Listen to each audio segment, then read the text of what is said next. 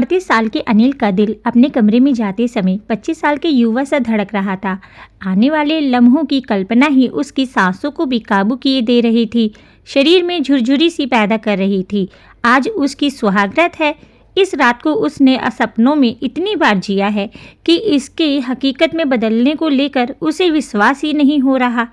बेशक वह मंजू को पैसे देकर ब्याह कर कर लाया है तो क्या हुआ, है तो वो उसकी पत्नी ही। और फिर दुनिया में ऐसी कौन सी शादी होती होगी जिसमें पैसे नहीं लगते, किसी में कम तो किसी में थोड़ा ज़्यादा। 10 साल पहले जब छोटी बहन वंदना की शादी हुई थी तब पिताजी ने उस वक्त ससुराल वालों को दहेज में क्या कुछ नहीं दिया था। नकदी, गहने, गाड़ी सभी कुछ तो था। तो क्या इसे किसी ने वंदना के लिए दूल्हा खरीदना कहा था? नहीं ना।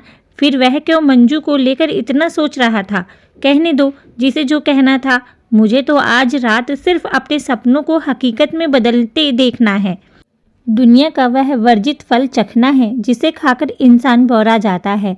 मन में फूटते लड्डुओं का स्वाद लेते हुए अनिल ने सुहागरात के लिए सजाए हुए कमरे में प्रवेश किया। अब तक उसने जो फिल्मों और टीवी सीरियल्स में देखा था उसके ठीक विपरीत मंजू बड़े आराम से सुहाग सेज पर बैठी थी।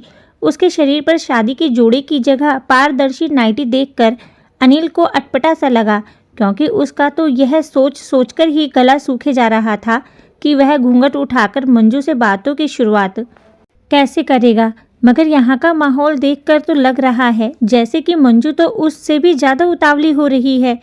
अनिल सकुचाया सा बेड के एक कोने में बैठ गया। मंजू थोड़ी देर तो अनिल की पहल का इंतज़ार करती रही, फिर उसे झिझकते देखकर खुद ही उसके पास खिसक आई और उसके कंधे पर अपना सिर टिका दिया। यंत्रवत अनिल के हाथ मंजू के इर्द गिर्द लिपट गए। मंजू ने अपने आप को हल्का सा धक्का दिया और वो दोनों ही बेड पर लुढ़क गए। मंजू ने अनिल के ऊपर झुकते हुए उसके होंठ चूमने शुरू कर दिए तो अनिल बावला सा उठा। उसके बाद तो अनिल को कुछ भी होश ना रहा। प्रकृति ने जैसे उसे सब कुछ एक ही लम्हे में सिखा दिया। मंजू ने उसे चरम तक पहुंचाने में पूरा सहयोग दिया था। अनिल का ये पहला अनुभव ऐसा था जैसे गूंगे को गुड़ का स्वाद, जिसके स्वाद को सिर्फ महसूस किया जा सकता है, बयान नहीं। एक ही रात में अनिल तो जैसे जोरू का गुलाम ही हो गया था। आज मंजू ने उसे वह तोहफा दिया था जिसके सामने सारी बादशाहत फीकी थी। सुबह अनिल ने बेफिक्री से सोती हुई मंजू को नज़र भरकर देखा। सब कुछ सामान्य ही तो था उसमें, कद काठी, रंग रूप, चेहरा मोहरा सभी कुछ। मगर फिर भी रात को जो खास बात हुई थी उसे याद करके अनिल मन ही मन मुस्कुरा दिया और सोती हुई पत्नी को प्यार से चूमता हुआ कमरे से बाहर निकल गया। मंजू जैसी भी थी अनिल से तो 21 ही थी। अनिल का गहरा सांवला रंग, मुटाया हुआ सा शरीर, कम पढ़ाई लिखाई, सभी कुछ उसकी शादी में रोड़ा बने हुए थे। अब तो सिर के बाल भी सफ़ेद होने लगे थे। बहुत कोशिशों के बाद भी जब जान पहचान और अपनी बिरादरी में अनिल के रिश्ते की बात नहीं जमी तो उसकी बढ़ती उम्र को देखते हुए उसकी बुआ ने उसकी माँ को सलाह दी कि अगर अपने समाज में बात नहीं बन रही है तो किसी गरीब घर की गैर बिरादरी की लड़की के बारे में सोचने में कोई बुराई नहीं है। और तो और आजकल तो लोग पैसे देकर भी दुल्हन ला रहे हैं। बुआ की बात से सहमत होते हुए भी अनिल की माँ ने एक बार उसकी कुंडली मंदिर वाले पंडित जी को दिखाने की सोची। पंडित जी ने कुंडली देखकर मुस्कुराते हुए कहा, बहन जी, शादी का योग तो हर किसी की कुंडली में होता ही है। किसी किसी की शादी जल्दी तो किसी की थोड़ी देर से, मगर समझदार लोग आजकल कुंडली के फेर में नहीं पड़ते। आप तो कोई ठीक ठाक सी लड़की देखकर बच्चे का घर बसा दीजिए, चाहे कुंडली मिले या ना मिले, बस लड़की मिल जाए और शादी के बाद दोनों के दिल। अनिल की माँ को बात समझ में आ गई और उन्होंने अपने मिलने वालों को व रिश्तेदारों के बीच में ये बात फैला दी कि उन्हें अनिल के लिए किसी भी जात बिरादरी की लड़की चलेगी, बस लड़की संस्कारी और देखने में थोड़ी ठीक ठाक हो। बात निकली है तो दूर तलक जाएगी। एक दिन अनिल की माँ से मिलने एक व्यक्ति आया जो शादियाँ करवाने का काम करता था। उसी ने उन्हें मंजू के बारे में बताया और अनिल से उसकी शादी करवाने के एवज में 20,000 रुपये की मांग की। अनिल अपनी माँ और बुआ के साथ मंजू से मिलने उसके घर गया। बेहद गरीब घर की लड़की मंजू अपने 5 भाई बहनों से तीसरे नंबर पर थी। उससे छोटा एक भाई और भाई से छोटी एक बहन रीना। मंजू की 2 बड़ी बहनें भी उसकी ही तरह खरीदी गई थी। 25 साल की युवा मंजू उम्र में अनिल से लगभग 12-13 साल छोटी थी। एक कमरे के छोटे से घर में इतने प्राणी कैसे रहते होंगे, ये सोचकर ही अनिल हैरान हो रहा था। उसे तो ये सोचकर हंसी आ रही थी कि कैसी परिस्थितियों में ये बच्चे पैदा हुए होंगे। खैर, मंजू को देखने के बाद अनिल ने शादी के लिए हाँ कर दी।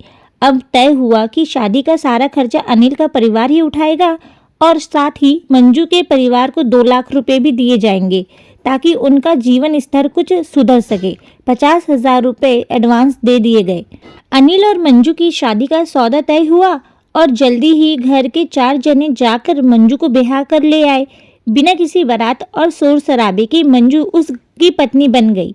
मंजू निम्न वर्गीय घर से आई थी, इसीलिए अनिल के घर के ठाट बाट देखकर वह भौचक्की सी रह गई। बेशक उसका स्वागत किसी नववधू सा नहीं हुआ था, मगर मंजू को इसका ना तो कोई अफसोस था और ना ही उसने कभी इस तरह का कोई सपना देखा था। बल्कि वह तो इस घर में आकर फूली नहीं समा रही थी। जितना खाना उसके मायके में दोनों वक्त बनता था, उतना तो यहाँ एक वक्त के खाने में बच जाता है और कुत्तों को खिलाया जाता है। ऐसे ऐसे फल और मिठाइयाँ उसे यहाँ देखने और खाने को मिल रहे थे जिसके उसने सिर्फ नाम ही सुने थे, जैसे देखे और चखे नहीं थे। अगर मैं अनिल के दिल की रानी बन गई तो फिर घर की मालकिन बनने से मुझे कोई नहीं रोक सकता। मंजू ने मन ही मन सोच लिया कि आखिरकार उसे घर की सत्ता पर कब्जा करना ही है। सुना था कि पुरुष के दिल का रास्ता उसके पेट से होकर जाता है। नहीं, पेट से होकर नहीं, बल्कि उसकी भूख की आनंददायी संतुष्टि से होकर जाता है। भूख चाहे पेट की हो, धन की हो या फिर शरीर की हो। यदि मैं अनिल की भूख को संतुष्ट रखूंगी तो वो निश्चित ही मेरे आगे पीछे घूमेगा और फिर तू मेरा राजा, मैं तेरी रानी, घर की महारानी। ये सोच सोचकर मंजू खुद ही अपने दिमाग को दाद देने लगी। बनो दिल की रानी।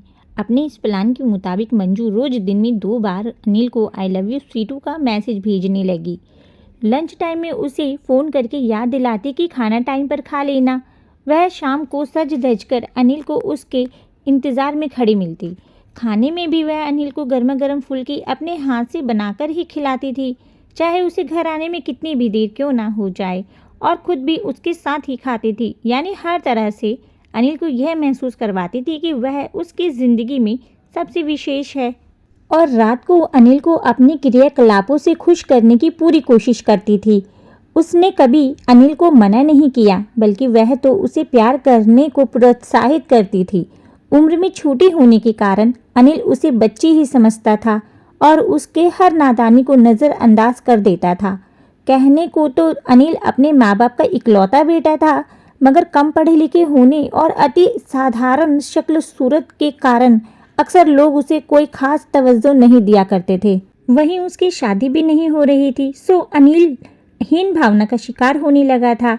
मगर मंजू ने उसे यह एहसास दिलाने में कोई कसर नहीं छोड़ी कि वह कितना काबिल और ख़ास इंसान है, बल्कि वह तो कहती थी कि अनिल ही उसकी सारी दुनिया है। मंजू के साथ और प्यार से अनिल का आत्मविश्वास भी बढ़ने लगा।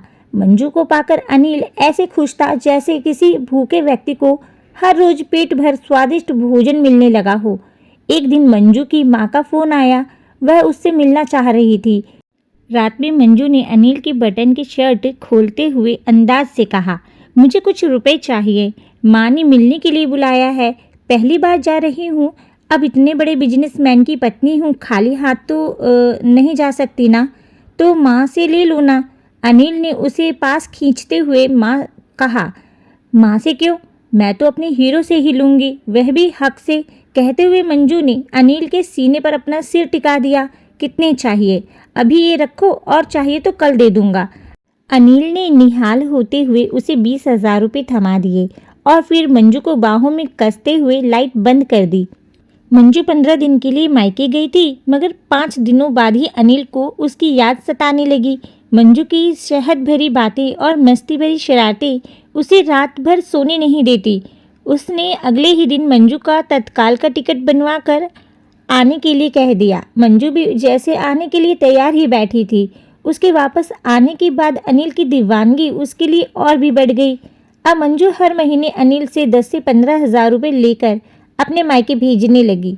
मंजू ने अनिल से उसका एटीएम कार्ड का नंबर और पिन ले लिया, जिसकी मदद से वह अपनी बहनों और भाई के लिए कपड़े, घरेलू सामान आदि भी ऑनलाइन ऑर्डर करके भेज देती। मंजू के प्यार का नशा अनिल के सिर चढ़कर बोलने लगा था, सैया भाई कोतवाल तो अब डर काहे का। घर में मंजू का ही हुक्म चलने लगा। बेटे की इच्छा को देख अनिल की माँ को ना चाहते हुए भी तिजोरी की चाबियां बहू को देनी पड़ी। सामाजिक लेन देन आदि भी सब कुछ उसी की सहमति या अनुमति से होता था। अनिल की माँ उसे कुछ नहीं कह पाती थी, क्योंकि मंजू ने उन्हें भी यह एहसास करवा दिया था कि उसने अनिल से शादी करके अनिल सहित उनके पूरे परिवार पर एहसान किया है। सुनिए ना, मेरी बड़ी इच्छा है कि मेरा नाम हर जगह आपके नाम के साथ जुड़ा हो। एक दिन मंजू ने अनिल से बड़े ही अपनेपन से कहा, अरे इसमें इच्छा की क्या बात है, वह तो जुड़ा ही है। देखो, तुम मेरी अर्धांगिनी हो, यानी मेरा आधा हिस्सा। इस नाते हर चल अचल संपत्ति पर तुम्हारा आधा हक हुआ ना। अनिल ने प्यार से मंजू को समझाया, वह तो ठीक है, मगर ये सब अगर कानूनी रूप से भी हो जाता तो कितना अच्छा होता, मगर उसमें तो कई पेंच होंगे ना। चलो रहने दो, बिना मतलब आप परेशान हो जाएंगे। मंजू ने बालों की लट को उंगलियों में लपेटते हुए कहा, मेरी जान, मेरा तन मन और धन सब की मालकिन हो तुम। अनिल ने उसे बाहों में भरते हुए कहा और फिर एक दिन वकील और सीए को बुलाकर अपने घर, दुकान, बैंक अकाउंट व अन्य चल अचल प्रॉपर्टी में मंजू को कानूनन अपना उत्तराधिकारी बना दिया। इधर एक बच्चे की मां बनकर जहां मंजू ने अनिल के खानदान को वारिस देकर सदा के लिए उसे अपना कर्जदार बना लिया, वहीं मां बनने के बाद मंजू के रूप और यौवन में आए निखार ने अनिल की रातों की नींद उड़ा दी। अनिल को अब अपनी ढलती उम्र का एहसास होने लगा था। वह यह महसूस करने लगा था कि अब उसमें पहले वाली ऊर्जा नहीं रही और वह मंजू की शारीरिक ज़रूरतें पहले की तरह पूरी नहीं कर पाता। अपनी इस गिल्ट को दूर करने के लिए वह मंजू की हर भौतिक ज़रूरत पूरी करने की कोशिश में लगा रहता। अनिल आंख बंद करके मंजू की हर बात मानने लगा था।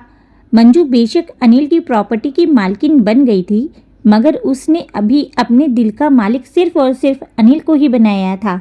वह ये बात कभी नहीं भूल सकती थी कि जब उसके आस पड़ोस के लोग उसे खरीदी हुई दुल्हन कहकर हिकारत से देखते थे, तब यही अनिल कैसे उसकी ढाल बनकर सामने खड़ा हो जाता था और उसे दुनिया की चुभती हुई निगाहों से बचाकर अपने दिल में छिपा लेता था।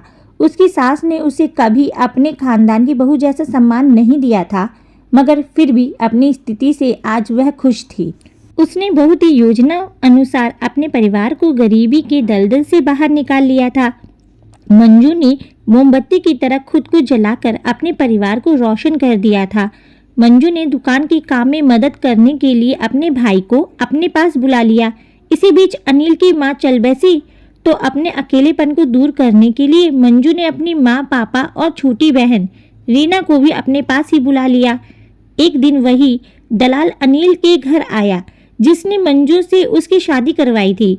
रीना को देखते ही उसकी माँ ने से बोला, क्या कीमत लगाओगी लड़की की? किसी को ज़रूरत हो तो बताना पड़ेगा ना।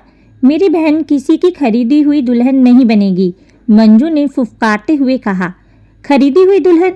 बड़ी जल्दी पर निकल आए, अपनी शादी का किस्सा भूल गई क्या? दलाल ने मंजू पर ताना कसते हुए मुंह बनाया।